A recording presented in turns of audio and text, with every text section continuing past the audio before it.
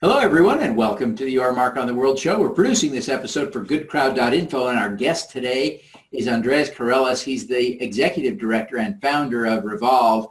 He's doing solar for nonprofits. You do not want to miss this episode. Welcome to Your Mark on the World, bringing you another changemaker with champion of social good, Devin D. Thorpe. Andreas, welcome to the show. Thank you, Devin. Thank you so much for having me. We're glad to have you back and get an update on what you're doing. It sounds like you had a big win on Giving Tuesday. Tell us about that. Yeah, so we, as a nonprofit organization, our focus is on bringing solar energy to nonprofits that typically have a hard time getting financing for solar projects. And there are a lot of nonprofits out there that would love to go solar and benefit by reducing their electricity bills. But actually, most solar companies won't provide financing for these small-scale nonprofits. So what we do is we run crowdfunding campaigns to pay for the upfront costs of those solar projects. And as those nonprofits pay us back over time, we reinvest those payments into future projects, creating a revolving fund for solar energy. And so on Giving Tuesday, we had a very special campaign. This was our 11th nonprofit that we've crowdfunded a solar project for, and it was for a project in East Oakland, California, called the Faith Baptist Church. And Faith Baptist Church is an incredible resource for the community. Among other things, they have a food giving program where they provide over 130 tons of food to hungry residents in the community in East Oakland. And so we actually ran a crowdfunding campaign that launched on Giving Tuesday.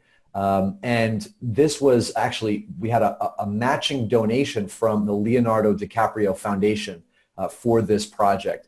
And so much to our surprise and delight, we launched the campaign early that morning. And by that afternoon, we had hit our crowdfunding campaign goal and actually exceeded it by a few $1,000s.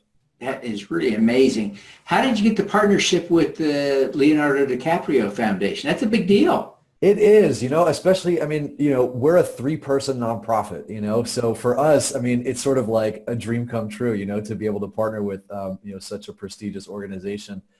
It was, sort of luck. One of my colleagues was at a speaking event where the CEO of the Leonardo DiCaprio Foundation was giving a talk.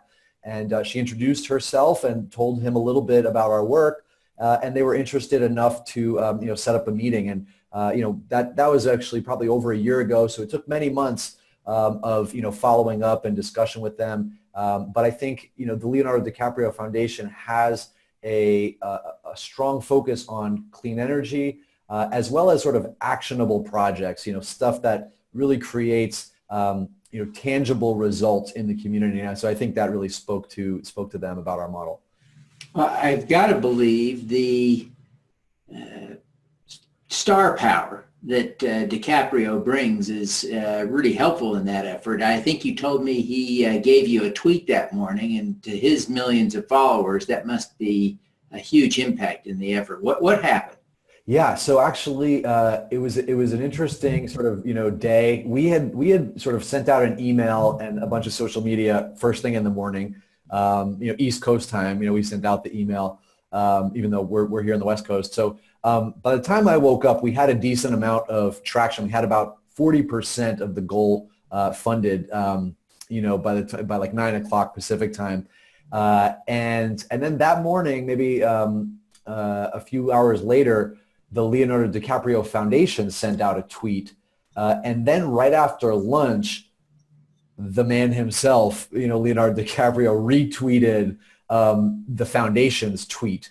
And at that point, it just really started spreading like wildfire. And we got a lot of retweets, a lot of sharing, a lot of views on the page. And then, of course, some donations that came in to help push us over the edge. So what was the total raised that day for that particular project? Yeah, our goal was something around 14,500, and we raised about $18,900. So we crowdfunded about an extra $4,000 on top of our goal in that one day. So what does that pay for in late 2017? What do you get for $16,000, $17,000?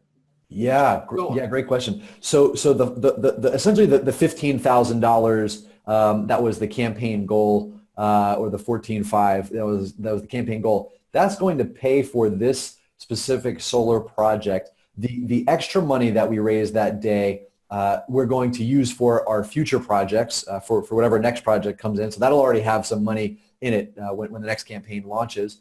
But the money that was used, that was raised for the solar project, will pay for the solar equipment, the solar installation. We're essentially working with a solar company to install that solar system. We work for this project. We're working with also a nonprofit based in the Bay Area called Sunwork Renewable Energy Projects. They actually bring volunteers to the job site and train them to get on the roof and help with the installation. So it really is kind of an interesting model of, we're crowdfunding the dollars. We're a nonprofit, financing the project. We have a nonprofit installing the project, and of course, a nonprofit is benefiting from the project. So 100% of that crowdfunding campaign goal will go to this particular project. That's fantastic. And how much megatonnage, megawattage, kilowatts, how much are you producing for the church? Yeah, so this is going to be, it's actually it's a fairly small system. It's a 6 kilowatt system, but it's actually going to cover 100% of their electricity needs. So their utility bill will essentially be zeroed out by solar, and then their lease payments to Re-Volv will be, which is essentially replacing their electricity bill. Right. They're essentially going to save about 30% on their electricity bill on day one, and that's going to rise over time. So they're actually going to save quite a bit of money on their electricity bills, thousands of dollars that they'll be able to put back into their programs, like providing food for the people in the neighborhood. Now, 6 kilowatts does sound like a fairly small project. Are they using the building 7 days a week, like like a typical office, or are they using the building only on Sundays? I think it's because it's a church. I think probably the bulk of the activity happens on Sunday. I know they have a number of sort of meetings and study groups and things of that nature throughout the week. Of course, their big sort of event that includes the community is this food giving program that they do every 2 weeks. And so for that, they have a lot of freezers and refrigerators and things of that nature. But I think your observation is right in that, as opposed to a typical office building where it's open 9 to 5 Monday through Friday, I think there's a lot of downtime for a church facility. And California is still pretty good about rolling the meter backwards, right? When you're generating power that you don't need, the meter just rolls backwards. A lot of states now don't work that way. If the meter rolls back, it rolls back at a discounted rate, and so you have to produce more to pay for so it's getting trickier in other places. But California is still very solar friendly, right? That's right. We are, recently the California switched to what we now call net metering 2.0, which will essentially be, it's as opposed to in the past where it was a 1-for-1 match, meaning if I generate an excess kilowatt hour, I now have, that credit for 1 kilowatt hour on my bill. It's not an exact 1-for-1 match. Oh. It's slightly reduced, but it's still very good. It's still very beneficial for the customer, and that's understandable. There is this sort of debate going on around the country around, do solar energy customers sort of benefit unfairly, from the grid, and they're not paying their fair share. Of course, I'm of the opinion, and I think many in the solar industry are, and there's a lot of research to suggest that actually solar customers provide additional benefits to the utility and to the grid that are unaccounted for, like just grid stability and having that power, close to where it's being used. Right. There's no distribution cost to power that goes from the roof to the refrigerator downstairs. That's right. Exactly. They don't have to pay and manage those transmission and distribution costs. It also helps sort of flatten out the curves sort of at peak times when in the middle of the day. When Hot summer day in California. Turning on their AC, that's right when the solar energy is producing the most. So in some ways, it's shaving those peaks, which is also a benefit to the utility. That being said, a lot of public utilities commissions and utilities around the country are sort of exploring this question of, how can we make sure that solar customers are sort of, paying their fair share on the grid. And so, the net metering 2.0 was a step in that direction. Of course, it was like I said, it was still very beneficial for customers in California, whereas in other states, you have really fierce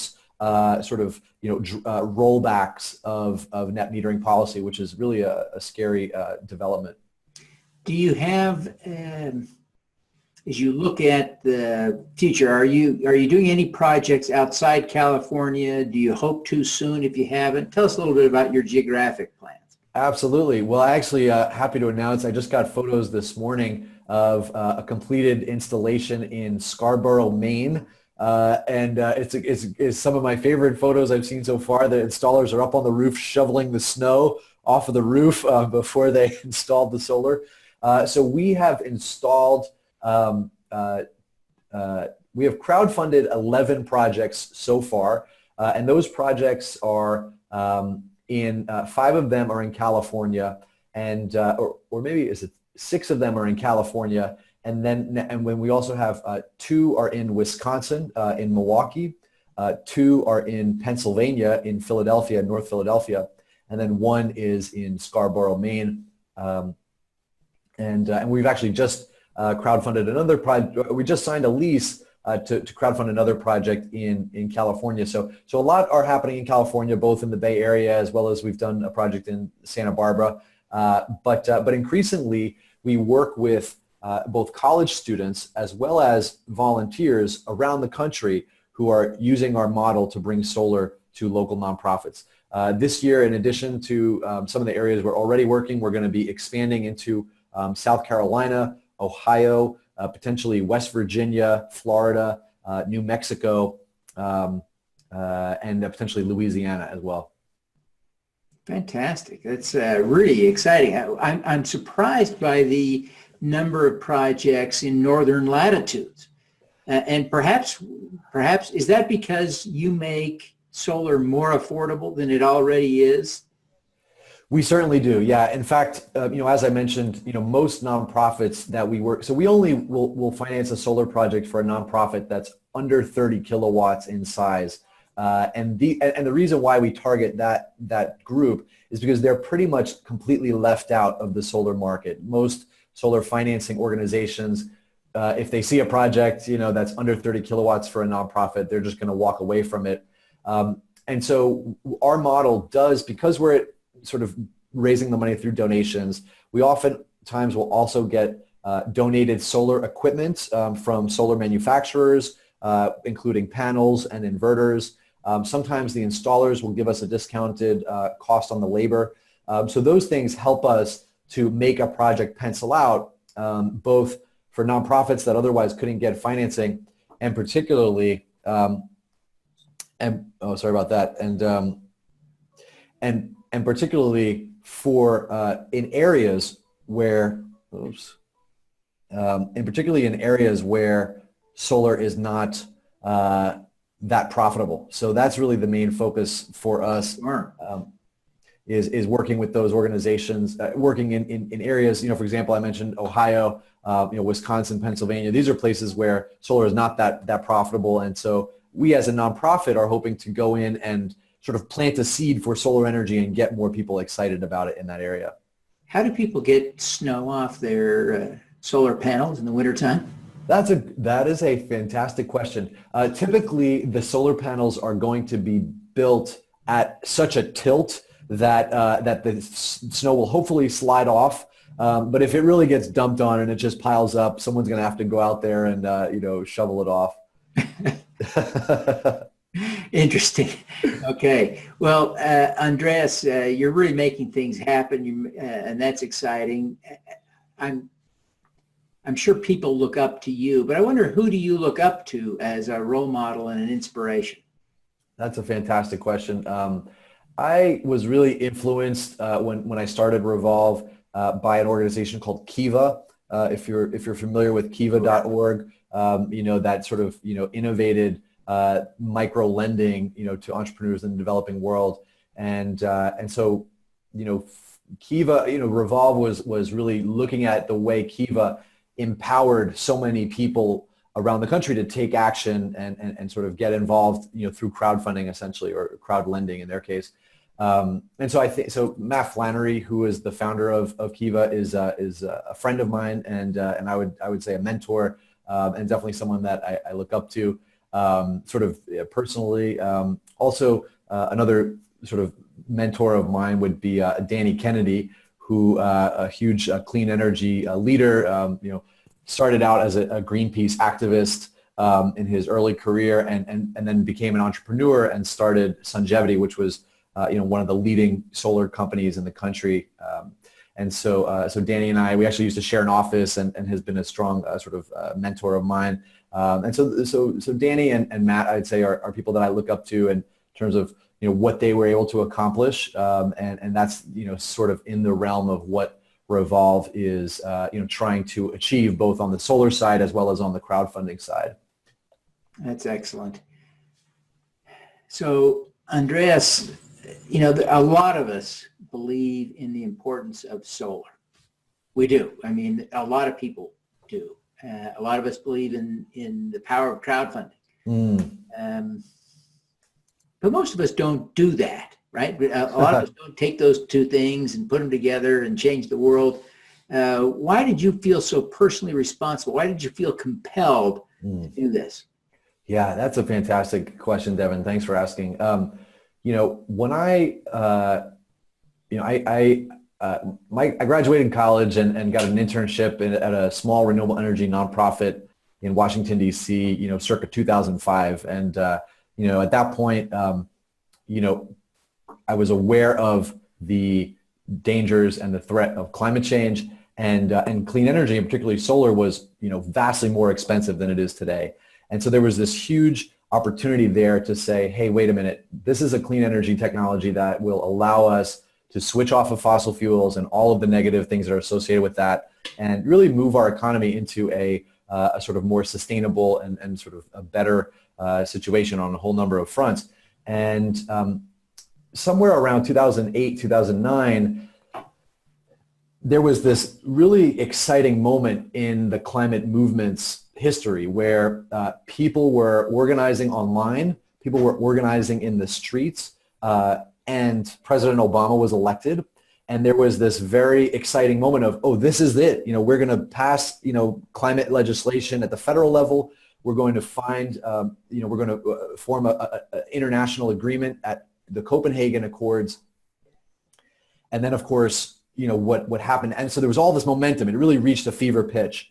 And I was in Washington and marching and online and, emailing our senators and all of that. And then after the climate bill failed in Congress, and after the Copenhagen Accords failed to produce a meaningful agreement, I think there was this huge letdown in the movement. And people were like, what can we actually do now? We did what we were supposed to do. We organized, we emailed, and I saw this massive amount of people and all this energy that was looking to take action for climate change and didn't have an outlet. And so there was this sense of disempowerment, like, what are we supposed to do? And so I thought, and again, I saw Kiva at that time, and I thought, oh, wow, this is really cool. It's empowering people with even just a small contribution to be able to make a big difference. Can we use that same idea of collective action to address, building clean energy in our community, where we're reducing carbon right now, where we don't have to wait for the government, and our political leaders or corporations to change their ways, because we don't have the time to wait.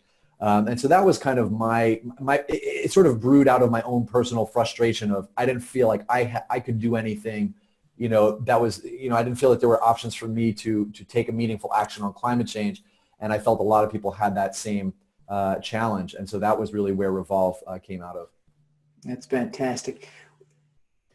Andreas, what is your superpower? That's a great question. What is my superpower?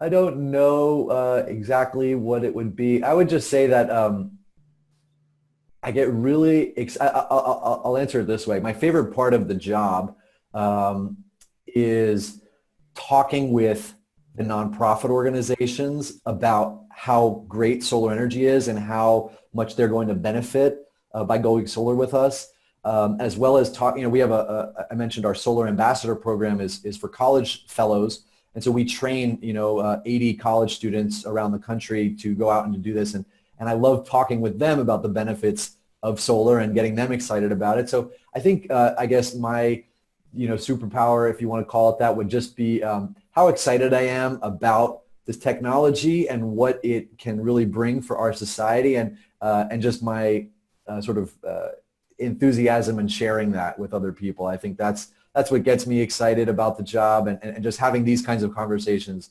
because that's really what needs to happen, is that we need to have more dinner table conversations about climate change and clean energy and how do we move the needle.